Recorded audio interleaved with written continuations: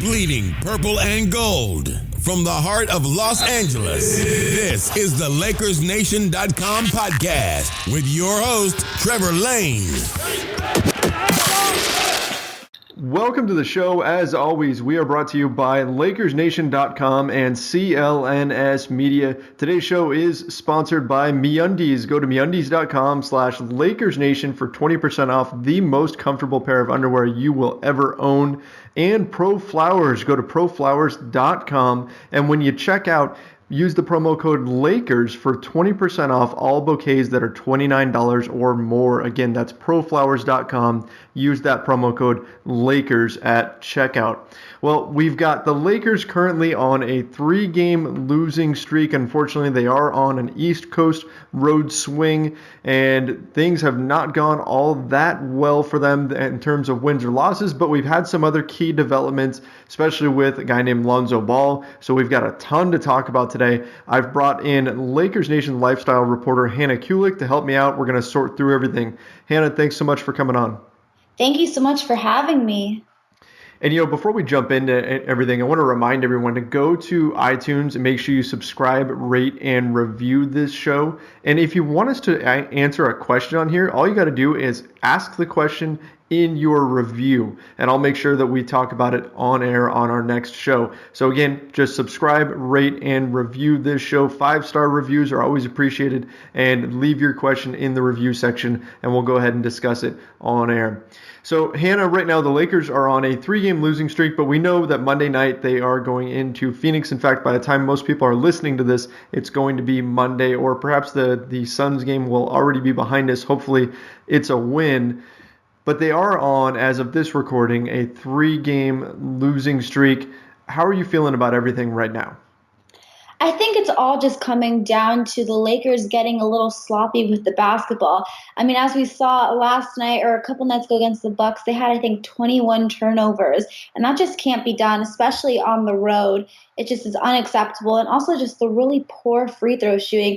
We lost by 8 and we missed 15. So just do the math. If we would have just made, 9 more, we would have won the game. So we've got to get those two things under control. It's definitely frustrating. Yeah, I mean, you look at the 3 teams that they've lost to. It's the Boston Celtics, the Washington Wizards, and the Milwaukee Bucks. And the Boston game, they battled back. And the Milwaukee game, they were right there. I felt like that was a game they should have won. They were playing a Milwaukee team that was road weary. They had just come back from a game against the San Antonio Spurs. So this was the second night of a back-to-back. Even though the Bucks were at home for this game, they were on the road the night before. They were in San Antonio. So this was a very, very winnable game. Like you said, a few more free throws here and there, a few less turnovers, and the Lakers win this thing. So, I mean, on the one hand, it's nice that they're so close to winning against these teams that are, I mean, these are teams that are expected to make the playoffs in the East. But at the same token, they're letting some wins slip away here, and that's got to be a little bit frustrating, especially when you're watching and you can spot all of the problems, but they seem so fixable, right? I mean, we see things that they can improve upon out there on the floor, and we wish it would be as easy as just snapping our fingers and suddenly they're shooting free throws better, but we just can't quite do that. So, Hannah, what do you think the team should focus on at this point in order to break this losing streak and get back in the win column? Well, if I was Luke Walton, I would have those guys shooting free throws all day long, because just to miss all the free throws that they're missing, Brandon Ingram especially, he's been missing so many, and he gets the line a lot. And he's a guy, he's got to be able to knock down those free throws. So I would really be emphasizing the free throw shooting practice, and also just the turnovers, like I've said, and just the scoring overall. It's something that we kind of knew going into the season was going to be a struggle. We obviously don't have too many scorers, but our offense has really been struggling lately, which is why it's so important to get those turnovers and, make those free throws, because we got to get all the easy buckets when we can. Yeah, you know what? That's a great point that the Lakers are dependent on forcing turnovers to some extent. I mean, they play at a lightning fast pace. They're actually right now, they've just dropped to the 4th fastest pace in the NBA. They're sitting just barely behind the Philadelphia 76ers. And so they want to get out and run whenever possible, because quite frankly, their half-court offense is bad. It's just not good. They're not efficient at all.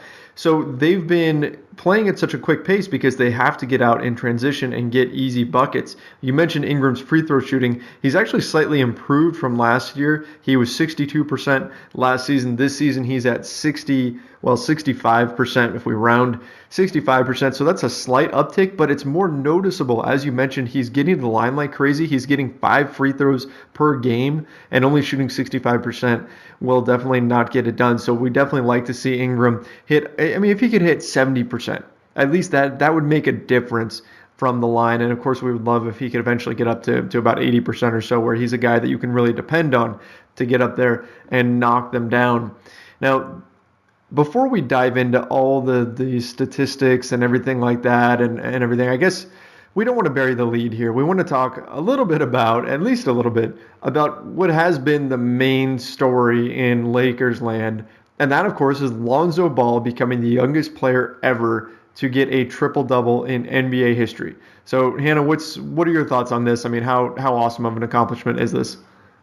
It's a pretty great accomplishment, and it just makes me happy because it shuts up all the Ball haters for a few minutes. I mean, I had just people coming at Twitter, from night one, just saying he's a bust, and I'm trying to say, you've got to relax. You have to, be patient with him. He's, his first year, he's only 19, or I think he's just turned 20 years old. You've got to be patient. And so finally, for him to have a great game, get a triple double, and not just get a triple double, but also have 3 steals and 4 blocks, and just really do it all across the boards. It's definitely very exciting, and it's a very great accomplishment for him. But I was expecting it. I think you even called it. Did you say like the first 10 games, something like that? Yeah, I was a little bit off. I said the first 10 games. He ended up doing it in the 13th game.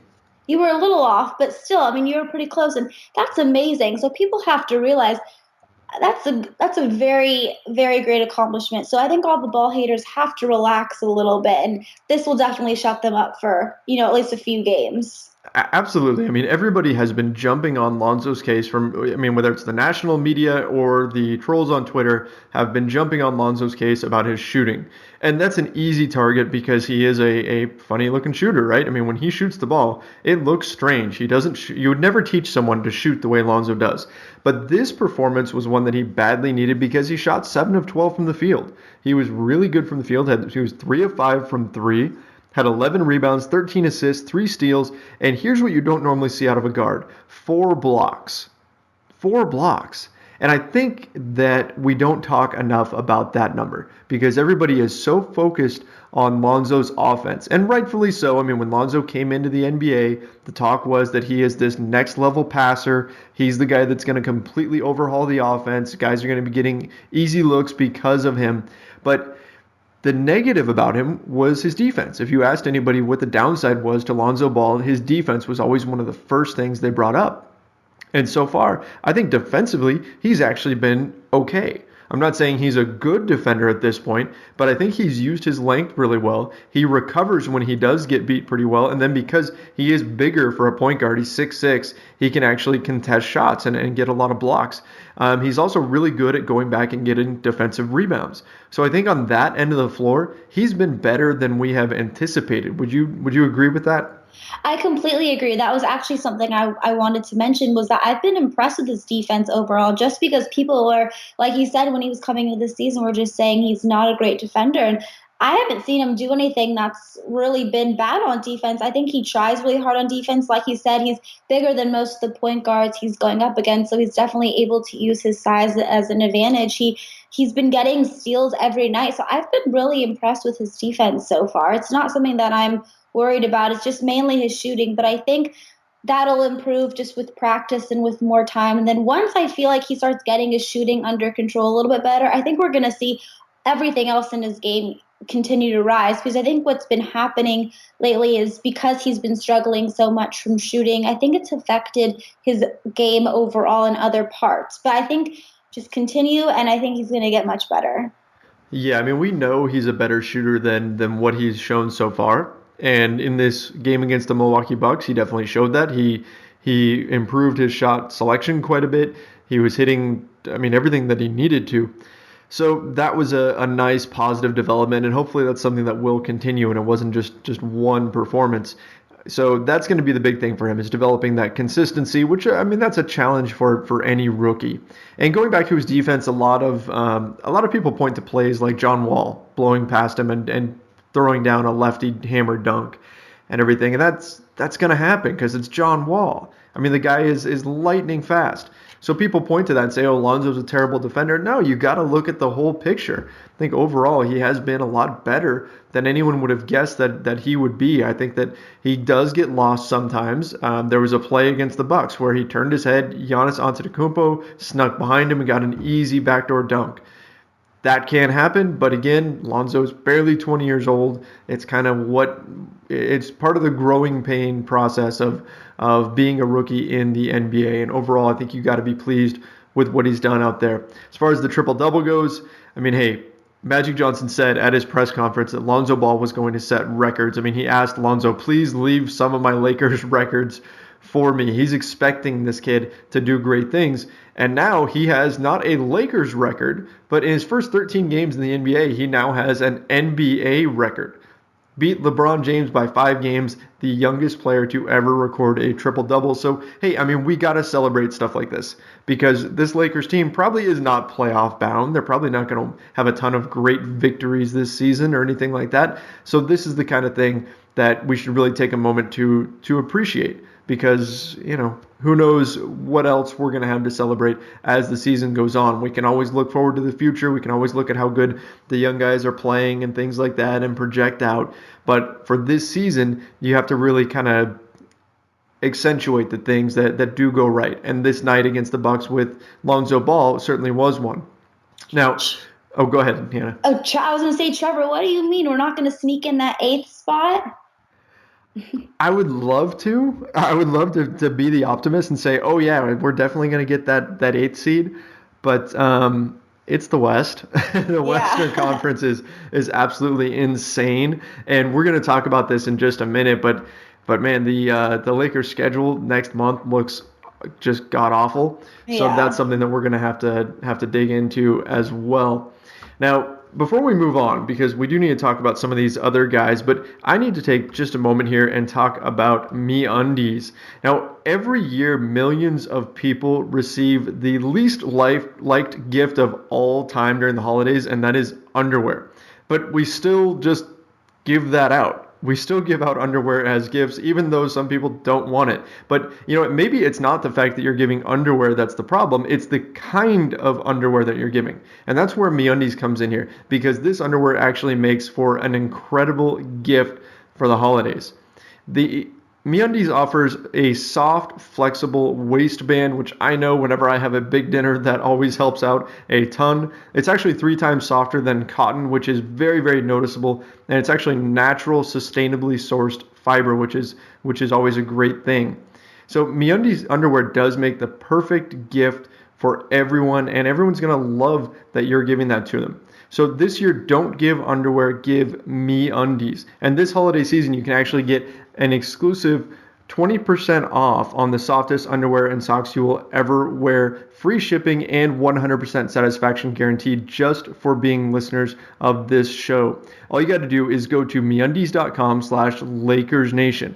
Again, 20% off, free shipping, 100% satisfaction guarantee. This is a total no-brainer. Go check it out, MeUndies.com/LakersNation.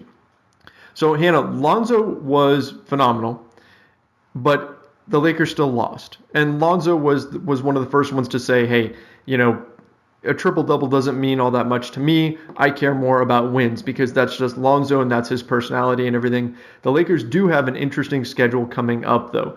They've got some very winnable games here. We've got the Phoenix Suns Monday night.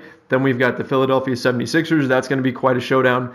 Then again, Phoenix, then Denver, and they've got days off between all of these, so there's no back-to-backs there. Then we're playing Chicago. We've got them at home. This is a nice homestand here. And then when they finally go on the road for a back-to-back, it's at Sacramento, another winnable game.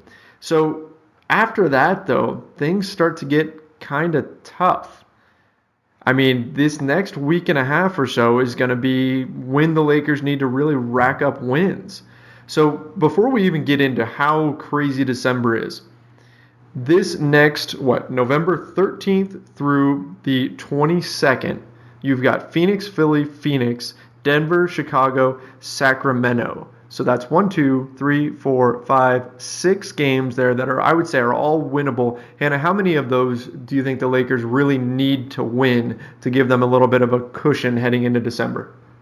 They need to try to win all of them. But if they can't win all of them, at least 4. Because at least 4 out of the 6, I would say. Because like you said, these are winnable games. And the Lakers have to be able to win these easier games because like we've been saying, I mean, December just kind of sucks for them. So they're going to have to win all the ones they can. Yeah, I agree. I mean, hey, a 6-game winning streak would be phenomenal. I'm just thinking for the team's confidence and everything after being on this 3-game losing streak. I'd agree with you. I think 4 out of 6 would be excellent. I would definitely take that. Now, starting November 27th, so it's not even into December. Here's their schedule. They've got, I mean, it's rough. It really is. They've got in the month of, from November 27th through December 31st, we've got the Clippers twice, and the Clippers blew the Lakers out on opening night. We have 1, 2, 3 games against the Golden State Warriors. You've got 1, 2, 3 games against the Houston Rockets, a game against the Cleveland Cavaliers, another one on Christmas Day against the Minnesota Timberwolves, and then you also have some tough matchups with the Denver Nuggets on the road. So you're in Denver. That's always a tough place to go play. Okay, playing in Denver, not easy. Then they've got a road trip where they go at Charlotte, at New York. Now, at New York may be an easier game, but the Knicks have been playing pretty well. The Charlotte Hornets, of course, have Dwight Howard right now, so he may be extra motivated for that game. They also have the Portland Trail Blazers, the Memphis Grizzlies. So my point is that there's a month of basically no gimme games. I mean, the Knicks might be the weakest team on their schedule here. That's it. I mean, there's just no let up in this month of December. So with all that being said, what does the team need to do to get ready for this long, brutal month before the schedule starts to let up a little bit in January? Oh gosh, that just is a brutal schedule. I'm I still know, trying to right? get over that. That just I kind of just my heart's pounding a little bit after hearing all those games. December is going to be a rough month, but you know what? The Lakers have to be able to stop with the turnovers because it's all going to come down to if they can stop being sloppy with the basketball and give themselves the best opportunities to get a good basket or to even just get a good look against these teams. It's definitely going to be very interesting, and it's going to be a nice test for the Lakers because these are all not only good teams, but the top teams. So it's going to be interesting to see how they can hold up against them. I'm a little nervous, but I think if they're able to just limit the turnovers, hopefully we can find some sort of magic pill to get their free throws to start going in and be more effective and on offense. It's going to all come down to that. Because right now on defense, I'm not super worried about them. I mean, they can obviously always improve on defense, but I haven't been super disappointed with them on defense right now. I just think it's the turnovers, the free throw shooting, and the offense that really needs a lot of work. Yeah, you know what? It's also the 3-point shooting. I think we should throw that one in there too because they are dead last in the NBA. Last I looked, which was yesterday, they were dead last in the NBA in 3-point percentage. So they are not knocking down their threes at all. But they were 27th, as I recall, in 3-pointers attempted. So they're not taking that many threes. They're not making that many threes. I mean, on the surface, that's not a bad thing. They know their weakness, and they're going to try to play to their strengths, which is attacking the paint. They were first in the NBA in points in the paint. So obviously we know they're playing to those strengths. But you know what? When you play against these better teams, you're going to run into some problems because they know now. Teams are figuring out that, hey, the Lakers are attacking the basket all the time. They can't shoot from outside. Teams are going to do what they can to really pack it in. And that's difficult for a guy like Lonzo Ball, who thrives off of spacing. So it's going to be interesting to see how the Lakers handle some of these better teams. And you mentioned their defense, and I am absolutely blown away. Hannah, you said you're not disappointed at all. I don't know if you heard this stat yet. The Lakers, as of right now, and this is why they've even won a few games, are 6th in the NBA in defensive rating. 6th. Oh my gosh, that's amazing. That's incredible. I mean, do you know what they were last year? They were dead last. Yeah, they were dead last. Yeah. Dead last year in defensive rating, and they are 6th overall this year. So let's take a moment and talk about that. What is it that you see? Is there any particular player that you think is really doing a great job on this, or is this more of a team thing? I think it's overall a team thing, but I think also bringing in KCP has really helped on the defensive end. Also, I've been really impressed with Kuzma's defense. But what I've seen from the Lakers that's been different this year defensively, as in previous seasons, just they're communicating much better. They're switching on defense better. I think they're making an overall effort on defense. Whereas before, I don't think they had a lot of energy on defense. They weren't really paying that much attention to it. This season, you can really see guys are really trying on defense. And the transition defense is also something that I've been very impressed with. The last few seasons, it was just like layup central. And guys are just, blowing past them and running, to the rim. And there was just no stopping them. And this season, they've really been able to get some stops in transition, I've been impressed with it. Yeah, you know what? They are definitely competing on that end. And even when they lost Larry Nance Jr., I thought, oh, that could be a big problem. Yeah. And so far, like you mentioned, Kuzma, a lot of people don't point to him being a good defender. Giannis Antetokounmpo had his way with him a couple of times, but still, you know what? He competes hard on that end, and he does everything he can. And you can see him, like, he doesn't block a lot of shots. He doesn't get a ton of steals, but he gets his hand in the face of shooters consistently, time in and time out. They try to shake him, they try to get an open look, and he's right there with his hand up. And I think that's a real testament to his versatility, because it doesn't matter if it's Kyrie Irving hitting a crazy fall away, there's Kuzma's hand. If it's a big man in the post, whether it was John Henson against the Bucks or Antetokounmpo, who is just long and is already 7 feet tall, it didn't matter. Kuzma is right there contesting and putting a hand up. So I've been pretty impressed with him defensively. He still has some things that he can improve upon, but he's one of those guys that for right now I think is a positive on that end of the floor, right? And how about Brandon Ingram too? You mentioned KCP, but what about the defensive chops that we've seen from Ingram this year? Yeah, Brandon Ingram's definitely improved on his defense a lot. I think his main strength is that he's just so long. I mean, he just has the longest arms in the entire world, I feel like. So he's able to really get in people's face and really make a difference on defense. So I've been impressed with Brandon Ingram. Overall, I think the team's defense has been, I was very worried, actually, not going to lie, going into the season on the defense. And so far, I've been really impressed. Yeah, I mean, when you look at their stats, you look statistically, and you think sixth best team in the league in terms of defense, you got to think, man, if they could just hit a few shots, if they could knock in a few threes, if you could find a shooter to add to this team or something, that this team could be pretty darn good. I mean, there's a lot of reason for optimism here. Now, is this for real? Are the Lakers really the sixth best defensive team in the NBA? I don't know. That may slip a little bit as the year goes on, and we'll see. I mean, they started off pretty hot defensively last season too, and then obviously that completely nosedived. But you got to be a little bit hopeful given what we've seen.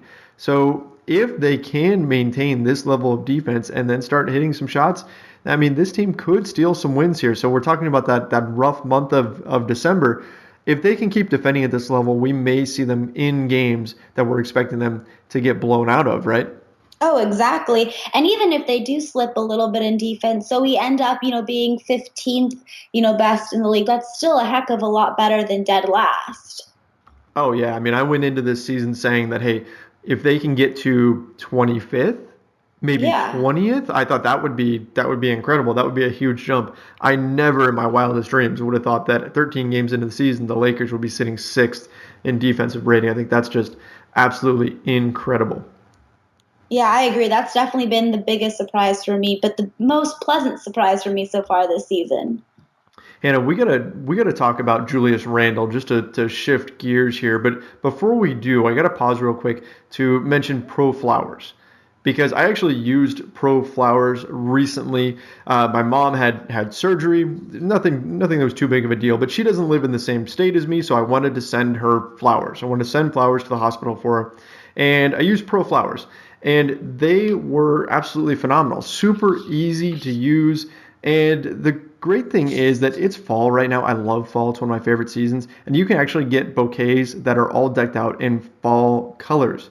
So I sent my mom a fall bouquet from Pro Flowers, and they looked amazing. She loved them. They stayed fresh forever. She brought them home with her. They stayed on her counter, and she was commenting to me all the time about how wonderful her flowers were. So they really are the perfect gift for anyone excited about fall. It can be a birthday present. It can be a get well present like mine was. It can be just a happy fall thing. It can be an anniversary thing. All kinds of different things that you can use them for. Now, their best selling is cinnamon cider roses. That's a great option for a birthday. Or you can go with classics like 100 autumn blooms or a dozen autumn roses. All kinds of wonderful fall themes that you can choose from. And you can't lose on this because no matter which bouquet you pick, because you were listening to this show, you can get 20% off any bouquet of $29 or more. So they're guaranteed to stay fresh for at least 7 days or your money back, and you can pick the delivery date. So Pro Flowers gives you more bloom for your buck, big beautiful flowers, more stems for your money, and long-lasting freshness. Do like I did. Go to proflowers.com, use that promo code Lakers at checkout. You get 20% off all bouquets of $29 or more. Again, go to proflowers.com, use my promo code Lakers at checkout. You will not regret it. They really do sell a wonderful, wonderful product. All right, Hannah, let's chat about Julius Randle, who has been in a topsy-turvy year. He is in a contract year. His rookie contract expires at the end of the season, and suddenly he is no longer the Lakers' starting power forward. Instead, he is their backup center. How has that transition gone for him? It's been a little bit of a rocky road for Julius Randle this season. I'm actually starting to feel really bad for him. He was a guy who went off this summer and did everything that Magic and the coaching staff told him to do. He went and got in incredible shape. He, was practicing his outside shot a lot, what we were hearing. He was in the gym constantly. And then we hear, that he was obviously demoted to the bench. And not only is he coming off the bench, he's not playing very many minutes at all. And for some reason, I really like Nance and I obviously love Kuzma. But for some reason, the Lakers are just really deciding that Julius is just not their guy, and they'd much rather go with Nance and Kuzma. So I'm feeling bad for him. When he's in there, he's been really effective. Obviously, he did get off to that rocky start where I think a lot of that just came from, his pride was really shot coming off the bench, and he was really disappointed in that. But ever since then, he has been playing well when he's been playing. He's just barely playing any minutes. Yeah, right now he is at 19.8 minutes per game. Last season he logged 28.8 minutes, so that is quite a drop off. Now, I will say that he got more minutes against the Milwaukee Bucks. We saw Luke Walton did not go to Andrew Bogut as he did previously. So, and Andrew Bogut has not been playing well. It makes all the sense in the world to feed those minutes to Julius Randle. So that's a positive development. I think we may see his minutes go up from here. But you know what? I think he's actually adapting really well to that backup center spot. And I think that the conditioning that we saw him undergo this summer, the physical transformation is really starting to pay off. And I don't know if long-term his role is as a center.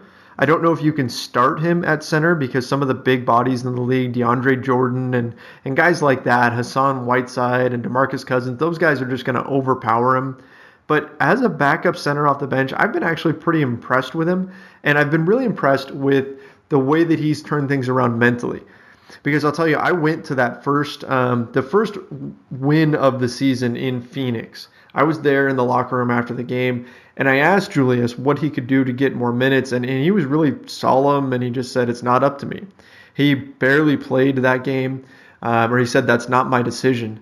So it was clear that he wasn't too pleased with what was going on. But since then, it seems like he's gotten his head back together. We're seeing more bounce in his step, and I think you could argue that at times, he's been the Lakers' best player on the floor. So what does that mean for him moving forward, Hannah? Do you think he sticks around? Or I don't know if you saw that rumor from Adrian Wojnarowski the other night that he's probably not going to stay in LA. Do you think that's going to be the right move to make to eventually part ways with him? I don't know if it's necessarily the right move. I would be pretty surprised if he was a Laker at the end of the season, just because I know we're desperately trying to get rid of Dang's contract, and I think he's a player that we're going to try to package with that for sure. And also just the fact that he's going to be wanting, a huge, probably $18 million contract next year. And I just, for some reason, the Lakers are really gung-ho over Nance, and I really like Nance, so I don't want to, talk too bad on that. So I just think for some reason the Lakers, kind of a little bit like D'Angelo Russell, have just decided that maybe Julius Randle is not their future, so I would not be surprised if he was traded. Well, Magic Johnson did say that Nance is their secret weapon, so I guess you can't really talk bad about the secret weapon, right? Yeah. And you know what? We don't have to talk bad about Nance in order to speak positively about Julius Randle. I mean, both have their pros and cons, and both have been really good players over the last few years for the Lakers and everything, and they've had their highs and lows. But Randle in particular, you mentioned that you almost feel bad for him, and there is that kind of bit of empathy that you have to feel here because Randle did spend the summer getting into the best shape of his life. He's preparing for, this is the most important season of his career to date, right? This is the season that everybody's going to look at when they decide what value he has next summer. So his next contract is on the line here. Literally millions of dollars are at stake, and yet he's coming off the bench. So for his mindset, he can't be too pleased with that. He can't be too happy with the Lakers. So I kind of wondered, does he even want to stay? Do you think he would even want to stick around with the Lakers? We know he'll probably be a restricted free agent, but might he try to kind of force his way out somewhere else? Could you see that being a possibility? Yeah, I can't see honestly why he would want to stay.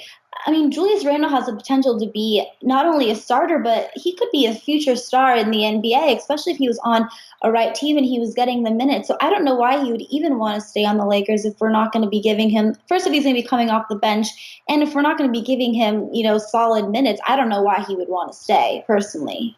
Well, look, if Kyle Kuzma is really the power forward of the future, and it's kind of looking that way, right? Yes. And Larry Nance Jr. already beat him out for that starting power forward slot. And right now, Randle is just getting the backup center minutes. He's not even really playing power forward. Originally, we thought he was going to be playing next to Brook Lopez a ton, but that hasn't happened much. So if he is relegated to that backup center role, that may not even be the job that he wants. Ideally, he probably doesn't see himself as a backup. None of these guys probably do. These are some of the best basketball players in the world. They're not going to look at themselves with any, lack of confidence or anything like that. But you have to wonder if Randle's going to want to move on to someplace that will offer him a starting role. If the Lakers have decided that's not going to happen there, or that he's only going to be able to be a backup, then maybe they do look to trade him. So you mentioned attaching him to Luol Deng, and that's going to be tough. I suppose it's possible, but any team receiving Randle also has to know that, hey, he's got to get paid next summer, and he's going to be a restricted free agent. Now, next summer's free agent market is projected to be very, very rough for the players. For the guys who are going to be free agents, there's not a lot of money out there at all. And especially a restricted free agent like Randle, he could have a really tough time finding a solid deal. This is part of the reason why the NBA salary cap guru Eric Pincus is a firm believer in Brook Lopez sticking around with the Lakers next season, because he thinks he's going to have a hard time finding a deal out there on the market. And Julius Randle could be in the same situation where he has a tough time finding a strong offer. So if you're a team trading for him, you know that you have to pay him. You know he's going to be restricted. He probably won't have a very strong market, but you never know. All it takes is one team throwing out a crazy offer, and suddenly you have to match this big offer for Randle because you just gave up something for him. So let's assume that there's nobody out there that will take Deng along with Randle.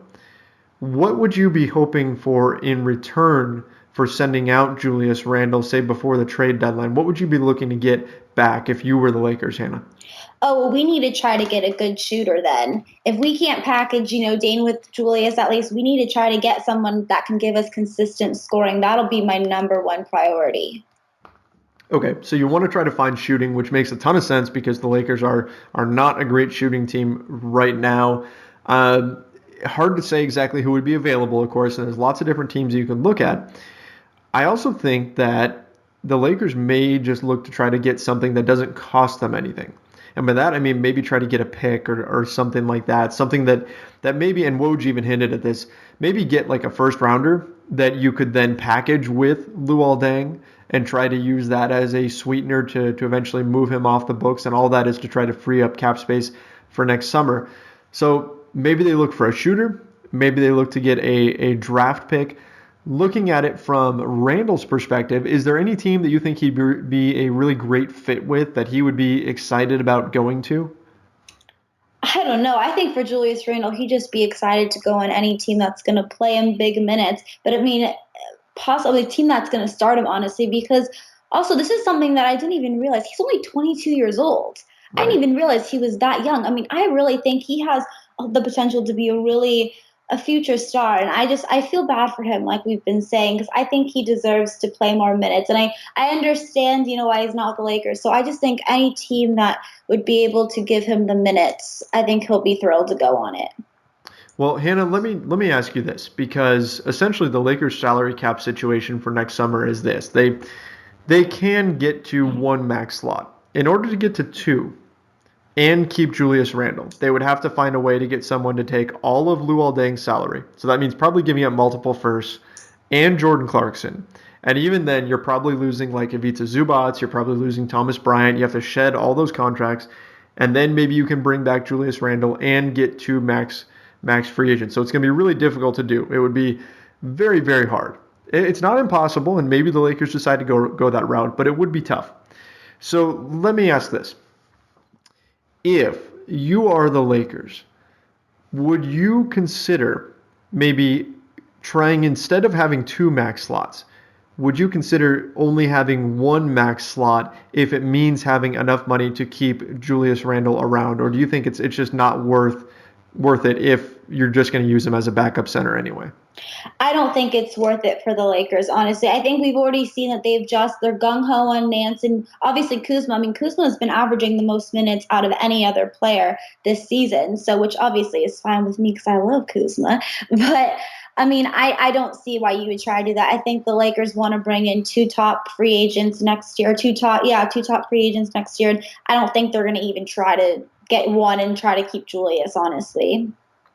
Yeah, unfortunately, I think you're right. And I mean, I'm kind of surprised by how disappointed I am in that. From watching Julius over the years, he's always seemed like the guy who hasn't quite lived up to his potential and everything, and he's got his flaws. But there's something about the way he plays when he's really on that just kind of grows on you. He's just a monster in there, and he gets flying up and down the floor. And I think he'd actually be a pretty good fit for this team moving forward. The way they want versatility on the court. They want guys who can really get out and run. I mean, that's all Randle. His shot hasn't really come around just yet. But still, he can do some very positive things out there. But yeah, I think you're right. I think that we may be seeing the end of Julius Randle here with the Lakers. So they probably will look to try to trade him before the trade deadline. And if not, then he goes into free agency as a restricted free agent. And maybe he's a fallback plan. Maybe if the Lakers are unable to land one of those big stars, then maybe they could bring him back. What do you think about that? Would he be a good fallback option if they can't get Paul George and LeBron James? Or is this season burning bridges by moving him to the bench and it's just time to part ways? I don't know. That's an interesting question, because I feel like if the Lakers aren't able to get two top free agents this coming summer, then they're not going to want to go into the next season with guys. They're going to kind of want to do what they're doing this season and just getting these guys on kind of max 1-year contracts and then try again for the next summer. So it would all just depend on, and I'm sure Julius would want a longer contract or not. So I'm not sure about that. It's all just going to depend on who we can get and kind of what goes down this summer. I almost wouldn't be surprised if he just takes the qualifying offer. Mm-hmm. If they end up, if they have to tender him the qualifying offer in order to make him a restricted free agent, which they almost certainly will if he's still on their roster, because they can always withdraw that qualifying offer if LeBron and Paul George say, okay, we're coming. Right? They can always free up cap space by withdrawing that offer later. So I wouldn't be surprised, though, if Randle is unable to find an offer that's to his liking, a long-term deal, and he ends up just playing one season out on the qualifying offer and sticking around. I think that would be the most likely outcome if he's going to be on this roster next year. But given what we've seen from Magic Johnson and Rob Pelinka and how aggressive they are in trades and things like that, Yeah, I would be surprised if his name wasn't coming up frequently as we get closer and closer to the trade deadline, and I could definitely see him on the move, although his pending free agency will certainly hurt some of his value. But still, it's going to be interesting to see. He's definitely number one on my list at this point of guys to watch that could be on the move for the Lakers. And let me tell you some teams to look out for. There are not many teams with cap space, so I wouldn't be surprised if we saw some teams go essentially shopping in this year's trade deadline. They're going to look to add pieces via trade because they're not going to be able to sign guys. So like even the Brooklyn Nets, I mean, I know the Lakers just traded them D'Angelo Russell and Mozgov, but the Nets are running out of cap space. And so getting a guy like Randle might help them. And they do actually have like the Toronto Raptors first round pick next year. Now they're not going to want to give up a lot of picks or anything, but a late first, maybe the Lakers could get a hold of something like that for Randle, and a team like the Nets would then get Randle and get him going into restricted free agency. They would have his bird rights, so then they'd still be able to sign him. So it could be a win-win there. And there's a lot of different teams that are like that. So I think that's something to keep an eye out for. A team that doesn't have enough cap space to really go sign free agents next year, so they may look to get the pieces they need via trade right now. But anyway, Hannah, if you were to put a percentage on it, what percent chance do you think there is that Randle is a Laker next season?